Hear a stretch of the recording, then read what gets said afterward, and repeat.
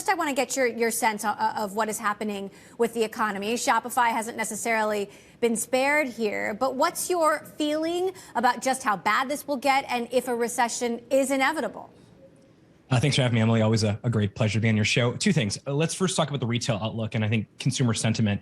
What we are seeing is that there's certainly some retail rebounds happening in areas like in-person retail, and we are well positioned there. I mentioned on the earnings call last quarter that we saw physical retail GMV up by nearly 80% year on year.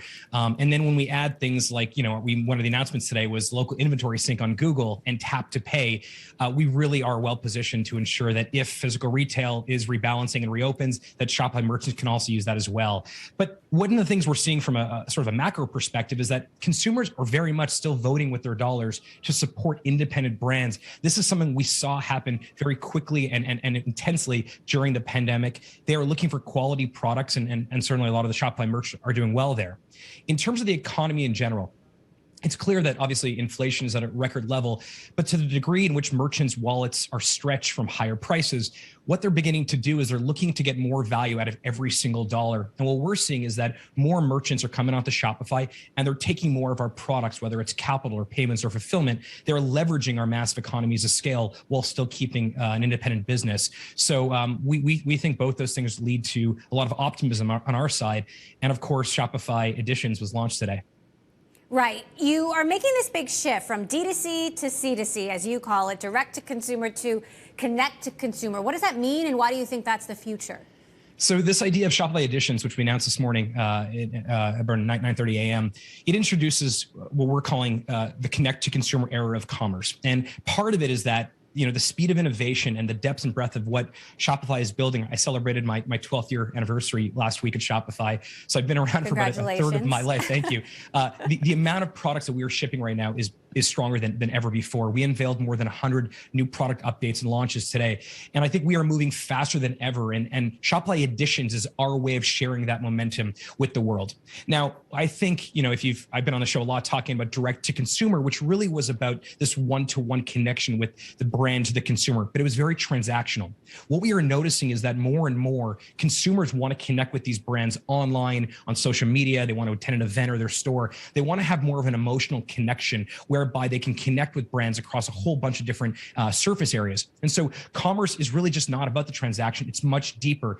And we think C2C really places more authenticity and loyalty and trust at the heart of every single merchant interaction. And so a lot of the products you saw today is really about us ushering in this new model for commerce. You're also striking a big partnership with Twitter to help businesses reach buyers there. And I just wonder why now, when Twitter is facing all of this uncertainty about whether Elon Musk buys the company or not, and if this partnership will hold up in a new regime. We think the future of retail is going to be retail everywhere. It's going to be online and offline on social media. It's going to be in person at farmers markets, at events and concerts.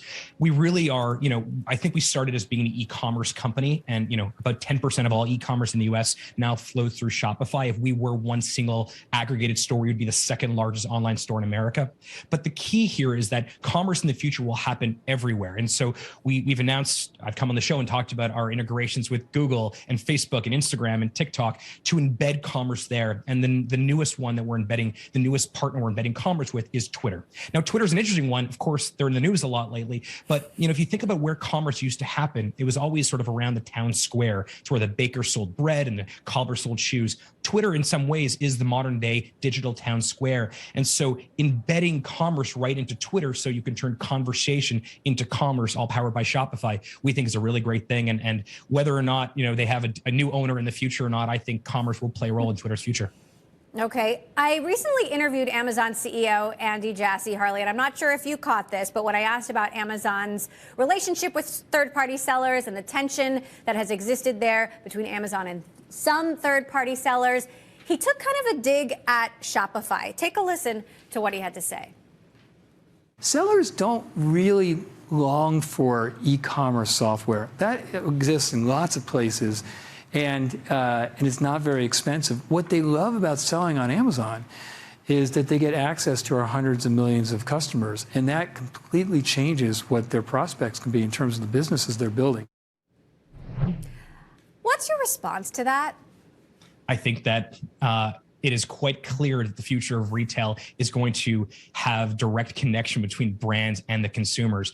Look, I mean, obviously, a place like Amazon allows third-party sellers to access a very large network of consumers. But if you look at any of these marketplaces, you as a merchant, you are not building your own business. You are effectively renting customers from the marketplace. And I think for some merchants, that matters. But for a lot of merchants, if you think about your favorite brands or mine, James Purse or the Allbirds shoes I'm wearing or Bombas socks I'm wearing, they want to have a direct relationship with the people that are buying their products. And I think that more and more you see consumers, again, choosing to go direct whenever possible. So I think there's a place for marketplaces, and obviously Amazon has done a great thing there and is very valuable in that way. But I think consumers also want to have a direct relationship with the brands they're buying from, and that's the reason why you see companies like Mattel and Crayola and Herman Miller and Procter & Gamble use Shopify to go direct to consumer. These are brands that traditionally never did so, and now they're doing that.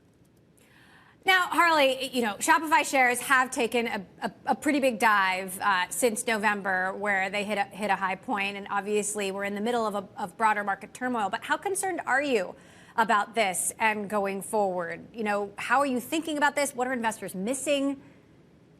I think Shopify was certainly a pandemic story, and I think obviously, you know, the stock reflected that. I think what a lot of people are missing about the Shopify story is that on one hand, we're 10% of all e-commerce in the US. We have massive scale at the same time, and those economies of scale that come with it. At the same time, the 2 million stores on Shopify have an independent business. At the same time that happens, every 30 seconds or so, a brand new entrepreneur gets their first sale on Shopify. That means we are not only getting a larger piece of the pie, we're growing the pie itself. And all those stores that end up, businesses that end up being really successful will stay on Shopify indefinitely. And that's why you see companies like Figs and Allbirds go public, and Gymshark and all these amazing brands that were built at their mom's kitchen table that are now category leaders built on Shopify. I also want to ask about...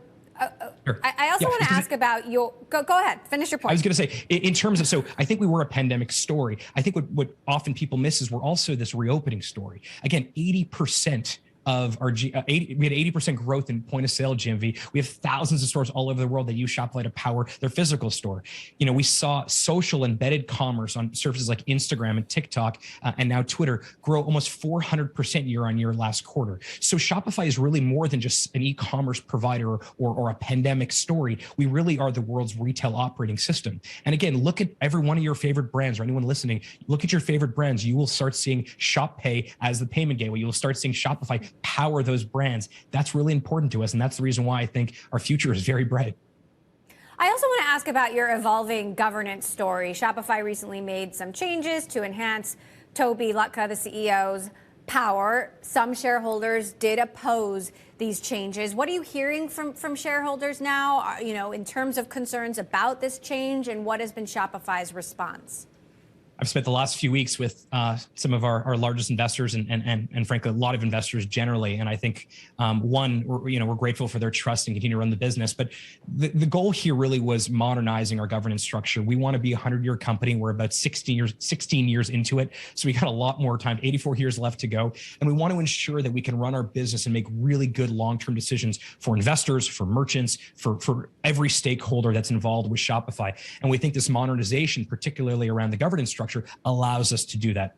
I'll also tell you, having spent so much time with investors lately, that some of these investors that have been with us for the last 7 years, since the IPO in May 2015, they believe more in Shopify now than ever before, and we're grateful for that. But we got a lot of room to grow, and we have a lot of new opportunities in front of us.